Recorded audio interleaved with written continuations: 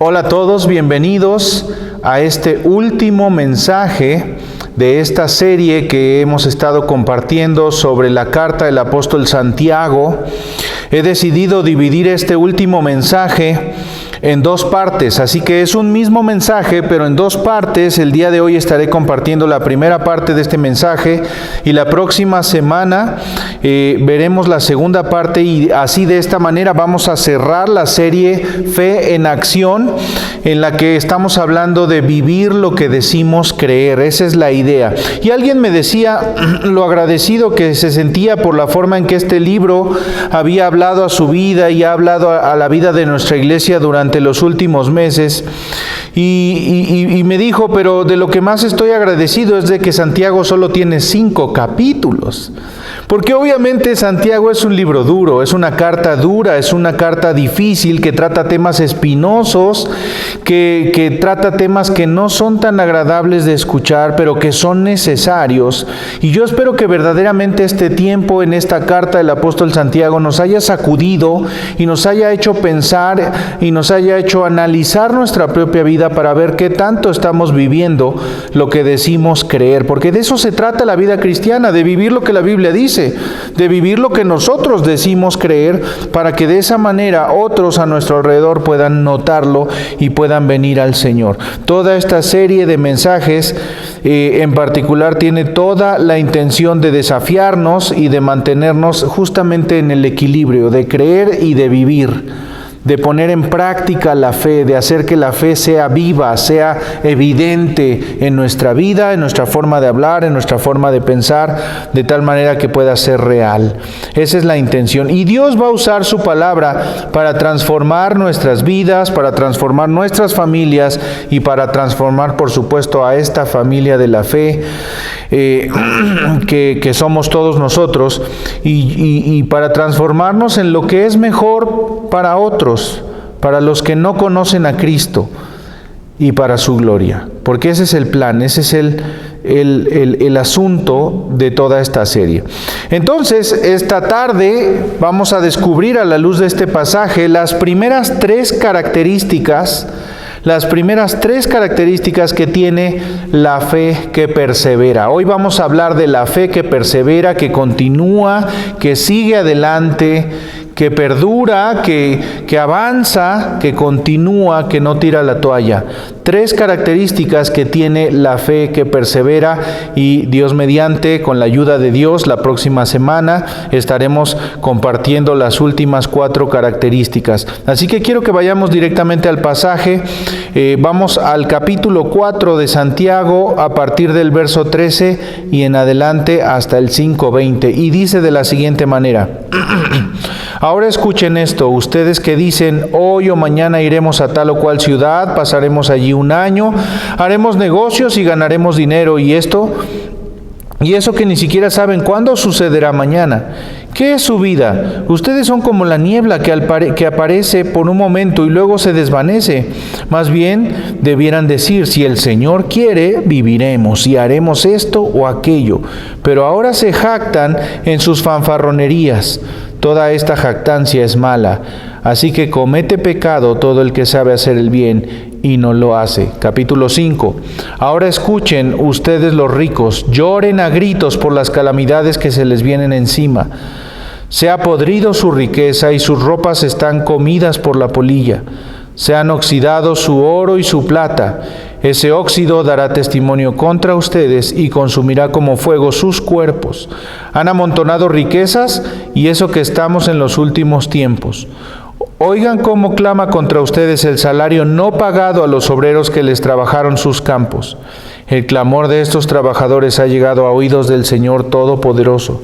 Ustedes han llevado en este mundo una vida de lujo y de placer desenfrenado. Lo que han hecho es engordar para el día de la matanza.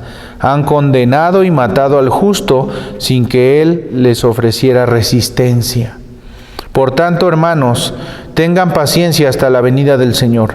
Miren cómo espera el agricultor a que la tierra dé su precioso fruto, y con qué paciencia aguarda las temporadas de lluvia. Así también ustedes, manténganse firmes y aguarden con paciencia la venida del Señor, que ya se acerca.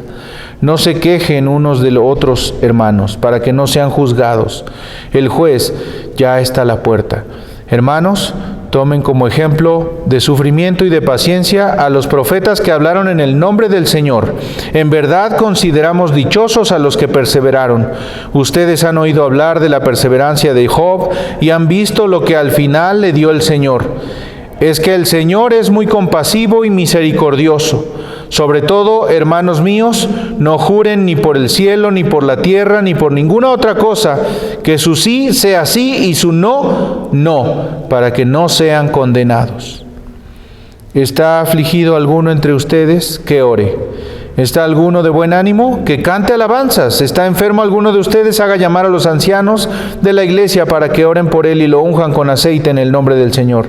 La oración de fe sanará al enfermo y el Señor lo levantará. Y si ha pecado, su pecado se le perdonará. Por eso, confiésense unos a otros sus pecados y oren unos por otros para que sean sanados. La oración del justo es poderosa y eficaz. Elías era un hombre con debilidades como las nuestras. Con fervor oró que no lloviera y no llovió sobre la tierra durante 3 años y medio. Volvió a orar y el cielo dio su lluvia y la tierra produjo sus frutos. Hermanos míos, si alguno de ustedes se extravía de la verdad y otro lo hace volver a ella, recuerden que quien hace volver a un pecador de su extravío, lo salvará de la muerte y lo cubrirá de muchísimos pecados. Bueno, este pasaje abarca muchos temas que vamos a estar viendo entre hoy y la próxima semana. Pero la fe que persevera tiene algunas características y la primera de ellas, la primera característica de la fe que persevera es esta: es humilde ante la soberanía de Dios. La fe que persevera es humilde ante la soberanía de Dios. El otro mal que Santiago ataca en esta porción es precisamente la soberbia, la presunción, con la que muchos se conducen sin considerar a Dios en sus planes. Y el verso 13 del capítulo 4 dice: ahora escuchen esto, ustedes dicen, hoy o mañana iremos a tal o cual ciudad, pasaremos allí un año, haremos negocios y ganaremos dinero. Bueno, desde tiempos inmemoriales, los judíos han tenido un fino instinto para los negocios, todos lo sabemos. Pero fue especialmente a partir del tiempo de Alejandro Magno que se convirtieron en especialistas en el comercio, dice la historia.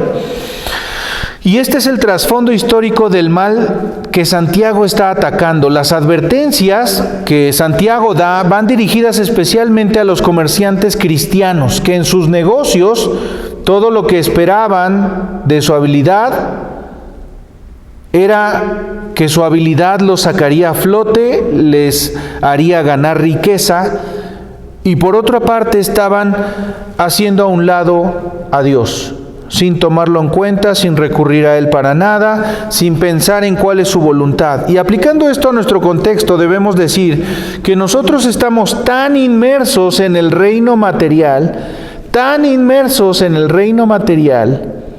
que estamos tan preocupados por avanzar en nuestra carrera y en lo que vamos a hacer y cómo vamos a producir más dinero y cómo le vamos a hacer para tener una mejor vida, un mejor futuro, claro, según nuestros propios parámetros, ¿verdad?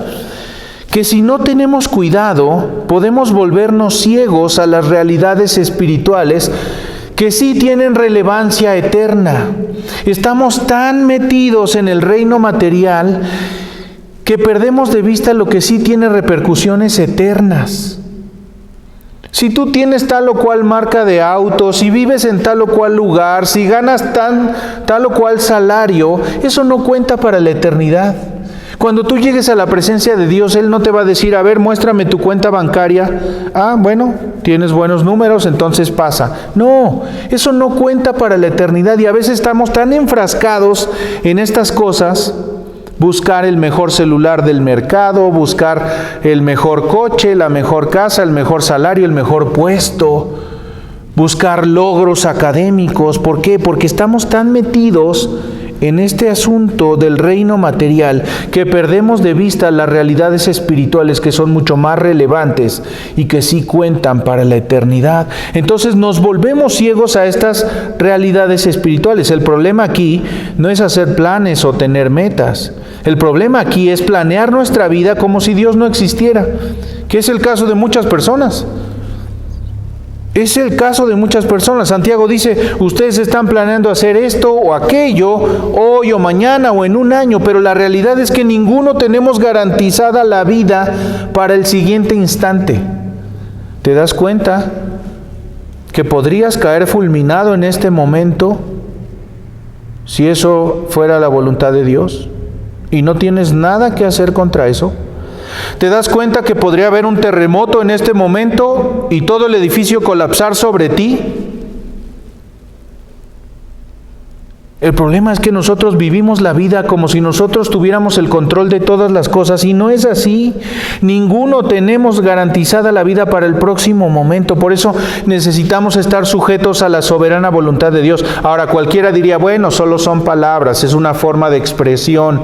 Pero es una forma de expresión que habla de lo que hay en nuestro corazón, de lo que estamos pensando, de lo que estamos sintiendo. Yo hago mis planes sin tomar en cuenta a Dios porque eso es lo que finalmente creo en lo más profundo de mi ser. Y ahí es donde debemos tener mucho cuidado, porque todos estamos sujetos a la soberana voluntad de Dios, te guste o no, te parezca correcto o no. El problema es que muchas veces oramos diciendo, Señor, bendice este negocio que ya decidí iniciar, bendice este plan que ya decidí arrancar, pero nunca hubo, Señor, dirígeme para saber si esto es lo que tú quieres que yo haga. Y de pronto, en el mejor de los casos, Dios tiene misericordia, nos bendice y entonces el negocio funciona. Pero cuando no era su plan, y nosotros nos frustramos y nos enojamos porque no sucedieron las cosas como yo quería, como yo planeaba. Lo que hacemos cuando oramos así es tratar de torcerle la mano a Dios para que haga lo que yo quiero que haga sin considerar ni por asomo su voluntad. Cuando lo que dice Santiago es al revés, considera la voluntad de Dios. Tus planes deben estar sujetos a lo que Dios quiere, cuando Dios lo quiere y cómo Dios lo quiere.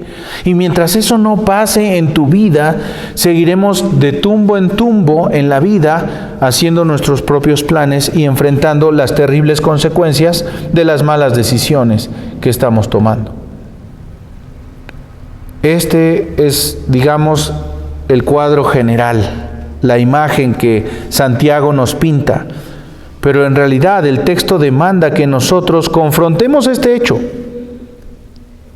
que seamos humildes ante la soberanía de Dios, que reconozcamos que Él es el que tiene la última palabra, que reconozcamos que Él es el único que puede dar certeza y cuya voluntad es lo único que realmente prevalece.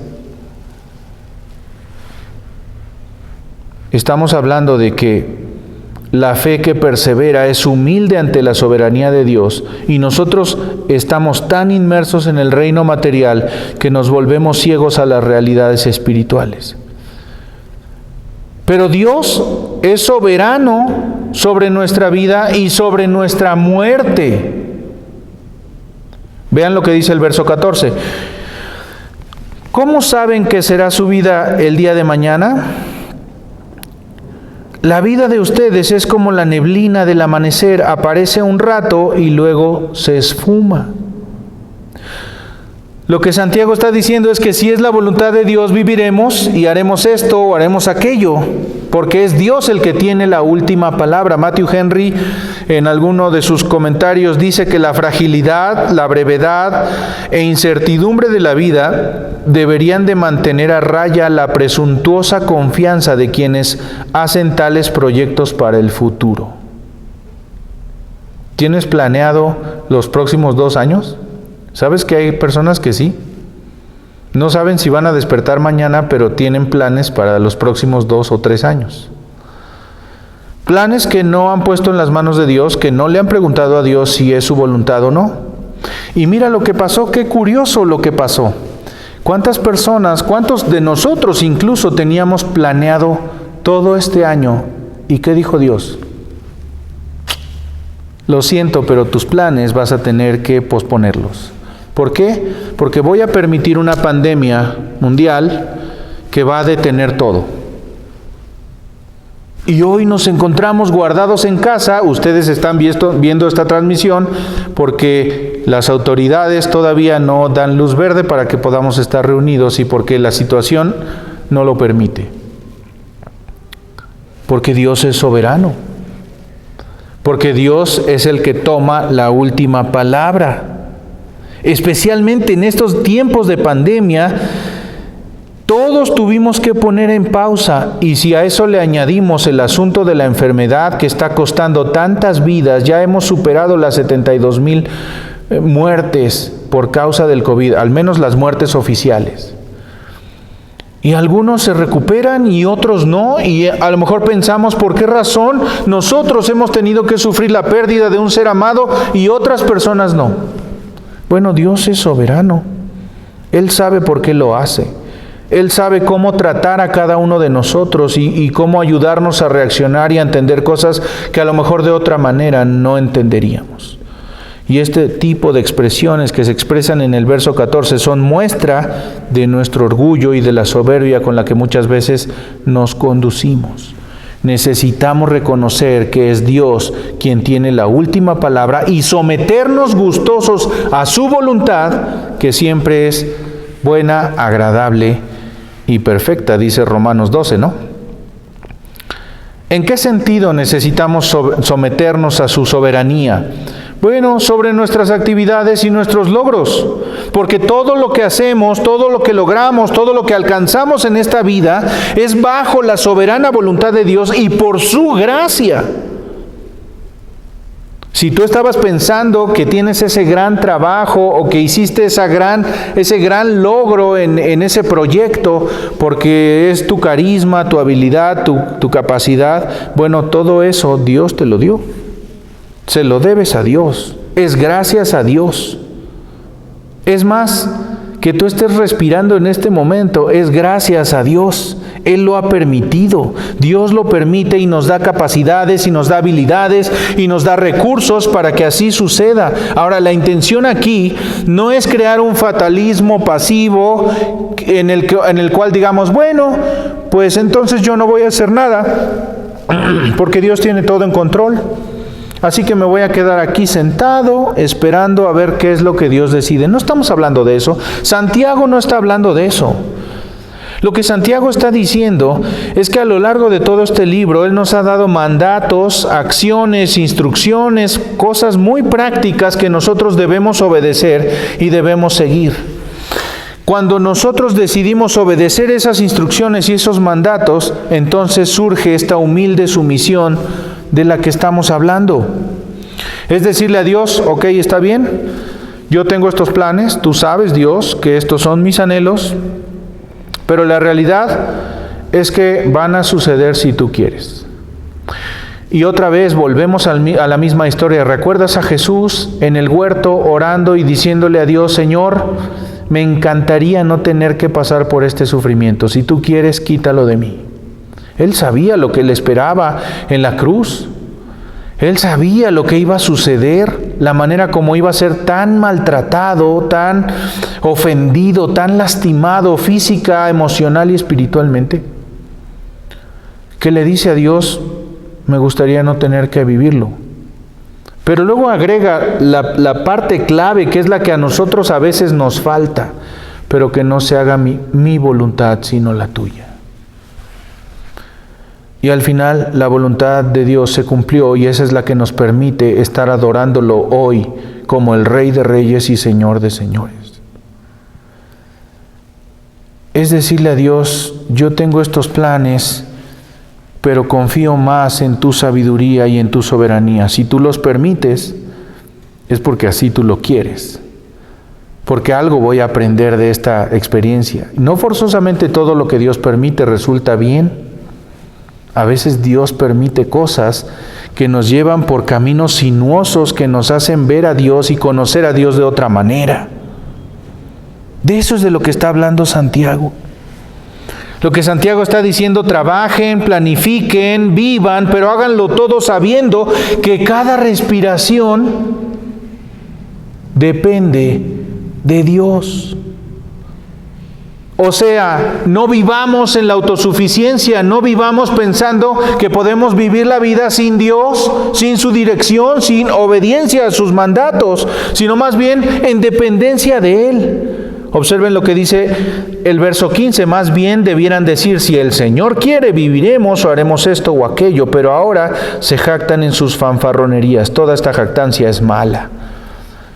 No podemos olvidar lo que Santiago mismo nos ha enseñado en capítulos anteriores. Ya lo hemos hablado antes.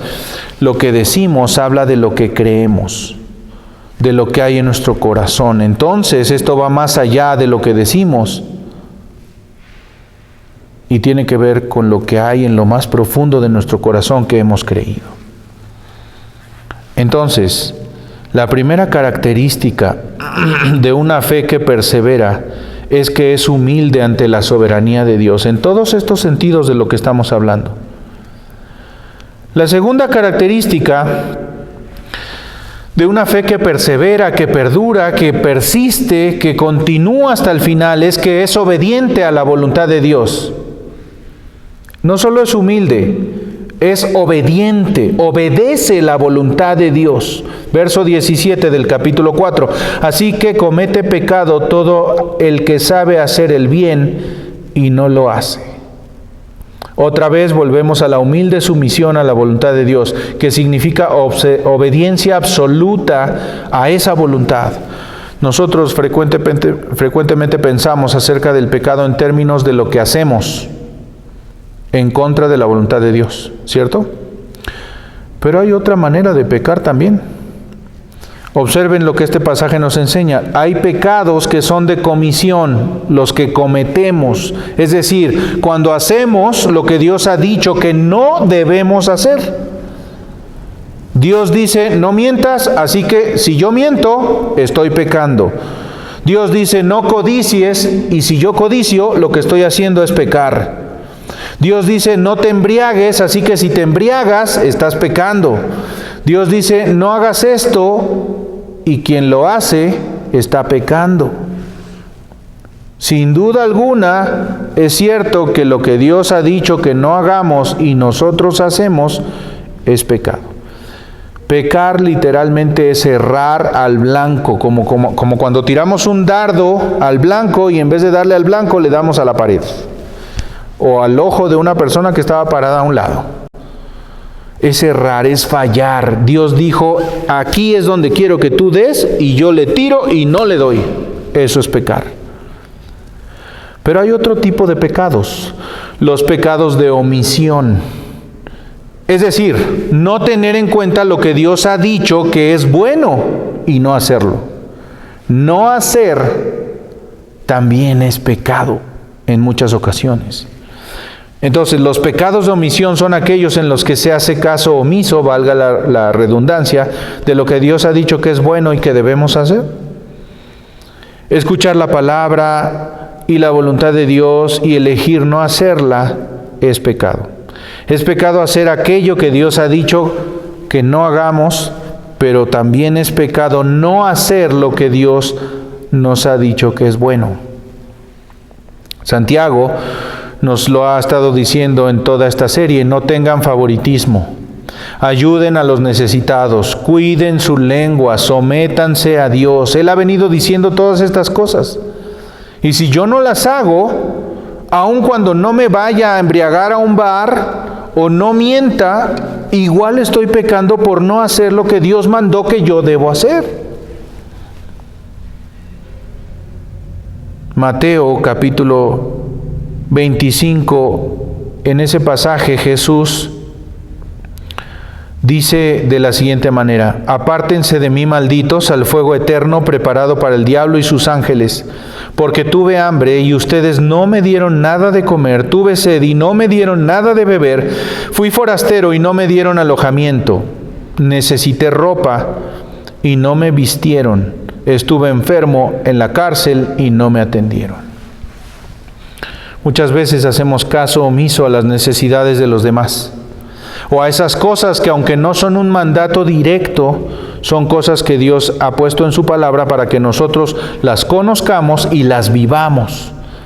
Y las personas de las que habla este pasaje de Mateo capítulo 25 fueron sentenciadas al infierno no por lo que hicieron mal, sino por lo que no hicieron bien. ¿Te das cuenta? Si alguien tiene hambre y no le damos de comer, eso es pecado, de acuerdo a lo que Mateo dice. Y como esas, muchos otros ejemplos de cosas que el Señor nos enseña, de la conducta que debiese tener alguien que de verdad tiene una fe genuina. Entonces, la fe que persevera es obediente a la voluntad de Dios. No hace lo que no debe, pero sí hace lo que debe, sí hace lo que es bueno hacer. ¿Te das cuenta? Entonces estamos hablando de que la primera característica de la fe que persevera es humilde ante la soberanía de Dios, pero en segundo lugar, es obediente a la voluntad de Dios, la voluntad de no hacer lo que no debe hacer y la voluntad de hacer lo que debe hacer. Y en tercer lugar, confía en la justicia de Dios. Confía en la justicia de Dios. Y en un país como el nuestro, hace poco me estaba recordando mi esposa que a raíz de del sismo último que tuvimos que vivir, en donde se cayó este colegio muy famoso, que ha sonado mucho a raíz de ese suceso tan trágico en donde perdieron la vida muchos niños de ese colegio, Enrique Rebsamen. Resulta ser que un creyente, un hermano, un hombre cristiano, fue contratado por ese colegio para poner el piso laminado de uno de los salones. Y a la hora de hacer la investigación y deslindar responsabilidades, como vieron que su nombre estaba en la lista de los que habían hecho trabajos en ese colegio, lo aprendieron y lo metieron a la cárcel. Él no era responsable de que el edificio se hubiera caído. Su trabajo solo fue poner el piso laminado en uno de los salones, en una de las áreas. Y hasta el día de hoy sigue preso. En un país como este, en donde la justicia brilla por su ausencia, en un país como este, en donde reciben justicia aparentemente los que tienen forma de pagarla, en donde el trato no es justo, nos enfrentamos con un pasaje como este de Santiago, porque lo que está enfatizando en el capítulo 5 es que Él es el juez del mundo. El Señor Jesucristo viene el juicio de Dios. ¿Cómo poder confiar en la justicia de Dios? Bueno, algunas cosas que nos enseña este pasaje. Vean el lenguaje que usa. En el verso 1, capítulo 5, verso 1, dice, vienen calamidades. En el verso 3 dice, se han oxidado su oro y su plata. Perdón. Y eso que estamos en los últimos tiempos. En el verso 5 dice, lo que han hecho es engordar para el día de la matanza. Se refiere al día en que vendrá el juicio de Dios. En el verso 7 dice, tengan paciencia hasta la venida del Señor. Verso 8, final del verso 8 dice, manténganse firmes y aguarden con paciencia la venida del Señor que ya se acerca. Y entonces el verso 9 dice, el juez ya está a la puerta. Y este es el tono que se permea, el trasfondo de todos estos versos que estamos estudiando ahora. Y esto por supuesto que nos lleva de regreso al final del capítulo 4, porque nuestras vidas son neblina que se evapora en un momento. Pero porque el juez está a la puerta y el juicio de Dios viene, y cuando Él venga, Él hará dos cosas que Santiago está enfatizando aquí. Número 1, viene a juzgar al pecador. Si ustedes observan, está hablando de los ricos opresores que estaban tan interesados en hacer crecer sus fortunas a costa de quien sea, pisoteando a quien sea, maltratando, de hecho el pasaje lo dice claramente, sin pagar el salario de los jornaleros. Contra ellos contra los que toman este tipo de actitudes, es contra quienes está hablando Santiago. Y a ellos, si se fijan, no los llama hermanos, solo dice que lloren y que se lamenten. Y el lenguaje es muy similar al que veíamos en un profeta que está pronunciando juicio y condenación sobre una nación pagana. No hay muchas evidencias de que estos ricos, que aparentemente eran creyentes, lo fueran debido a que su conducta decía otra cosa. Con tal de tener más y más y más, ellos pisoteaban, pasaban por encima de los derechos de los demás, no cumplían sus compromisos económicos. Ellos habían dedicado su vida, su esfuerzo, sus capacidades a sus riquezas, a buscar su prosperidad, dejando de lado los mandatos de Dios y las necesidades y los derechos de los otros, de las demás personas. ¿Y qué dice? Que eran ricos, avaros y explotadores. Y esta es la actitud que quiere combatir Santiago. Y esa no es una actitud exclusiva de los ricos. Esa es una actitud que cualquier persona que pone en primer lugar su carrera, sus bienes materiales y la prosperidad económica, que anhela con todo su corazón porque está metido en este mundo material en el que vivimos, tiene. Cualquier persona que cae en esta actitud se aparta de Dios. Y lo que Santiago dice es que habrá un juicio. Es decir, habrá juicio, Dios tomará el juicio para sí de todos los que caigan en este tipo de actitudes. Y el juicio de Dios para ellos es en dos dimensiones, dice el pasaje. La dimensión material, lo que les dice es, sus riquezas les van a durar poco, se les van a acabar. Las riquezas les van a durar poco porque son los últimos días. Por eso les decía yo al principio que nos enfocamos tanto en lo que no cuenta para la eternidad. Porque no vas a poder llevarte tu coche, ni tu casa, ni tu cuenta bancaria, ni tu ropa cara, ni tus gadgets que has podido almacenar. No vas a poder llegar al cielo y vas a decirle, Señor, me traje mi Mac por si las moscas. No. Y eso es lo que está diciendo Santiago. Sus bienes materiales no van a durar porque ya viene el Señor. Y cuando seamos llevados a la presencia del Señor para darle cuentas de la vida que hemos vivido, nada de ese aspecto material va a servir de nada, de nada, de nada. Pero la otra dimensión en la que habrá juicio para quienes tomen estas actitudes es la espiritual. Porque, ¿qué dice? Van a tener que rendir cuentas de la forma en que se han conducido, especialmente con aquellos más vulnerables. En este mundo hay muchas personas aprovechándose de los que menos tienen. Y eso lo va a juzgar el Señor. Pero una segunda cosa que va a hacer es liberar a los fieles.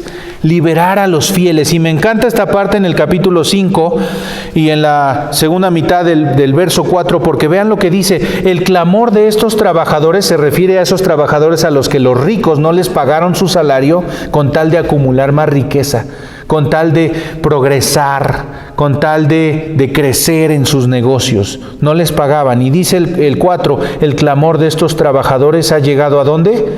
A oídos del Señor Todopoderoso.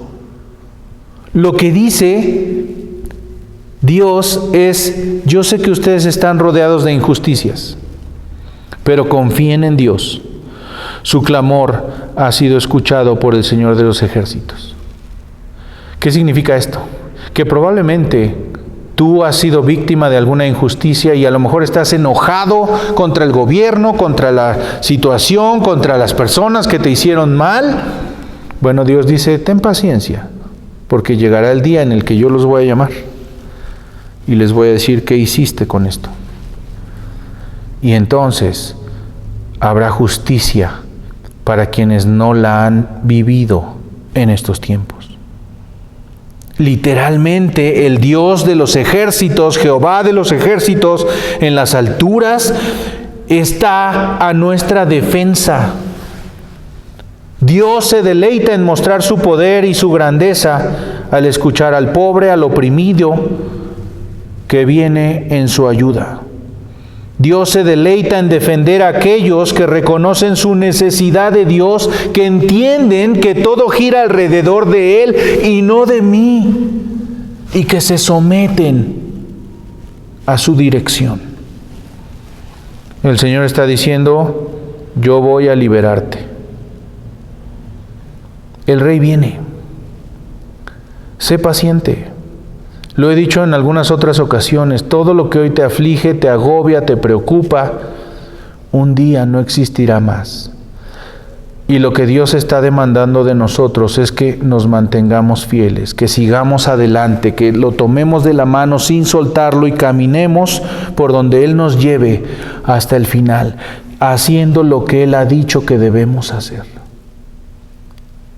En esta primera parte de este mensaje me gustaría que tomes un momento para reflexionar en esto. ¿Estás perseverando de esta manera? ¿Estás confiando en la justicia de Dios? ¿Estás siendo obediente a la voluntad de Dios?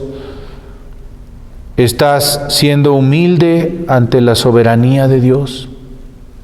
¿O todavía estás batallando y peleando y luchando y deseando tener el control de todas las cosas que no podemos tener? Haz un análisis de tu vida. Haz los ajustes que tengas que hacer y vive de esta manera, porque así viven los que tienen una fe que persevera. Y al final escucharán esas hermosas palabras del Señor, diciéndonos: bien, buen siervo fiel. ¿Te gustaría escuchar eso? Es tiempo de hacer los ajustes. Dios nos ha dado esta pausa en medio del caos en el que vivíamos para poder reflexionar en esto y para poder decirle: Dios, yo de verdad quiero vivir la fe que digo tener. Yo digo creer en la Biblia y yo digo creer en ti.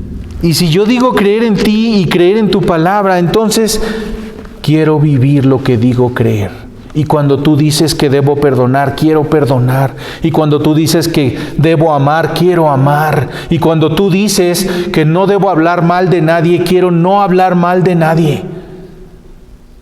Y cuando tú dices que debo ocuparme de los más vulnerables, quiero hacerlo. Y esa transformación dará su fruto en tu vida, en la de tu familia, en tu iglesia y en esta ciudad. Tenlo por seguro. Así que 3 cosas. Sé humilde ante la soberanía de Dios. Sé obediente a la voluntad de Dios y confía en que su justicia llegará tarde o temprano. Tarde o temprano su justicia llegará. Vamos a orar. Padre, te damos gracias por la bendición que nos das de poder estudiar estos pasajes y descubrir cuáles son las características de una fe que perdura, que persevera, que continúa. Porque esa es la clase de fe que queremos tener, Señor. Perdónanos por todas las veces que no hemos sido obedientes a tu voz, que hemos dejado de lado tus mandatos, que hemos hecho cosas que no te honran. Perdónanos por todas las veces, Señor, que no te hemos honrado. Pero gracias porque sin duda alguna este mensaje, este día, esta transmisión es una nueva oportunidad que tú nos das de hacer los ajustes en nuestra vida para ser más como tú. Ayúdanos a hacerlo así, a vivir así. Ayúdanos, Señor, a tener esta clase de fe, una que perdura, una que no se derriba con las adversidades, una que no se derriba con los dolores y angustias que a veces tenemos que enfrentar, una que no se derriba en medio de esta pandemia, sino que continúa, que sigue adelante, que sigue creyéndote a ti y mostrando que lo que creo lo vivo. Ayúdanos, Señor, porque te necesitamos más que a nada en este mundo. Te lo suplico, te lo ruego, en el nombre poderoso de Jesucristo. Amén y amén. Que Dios les bendiga.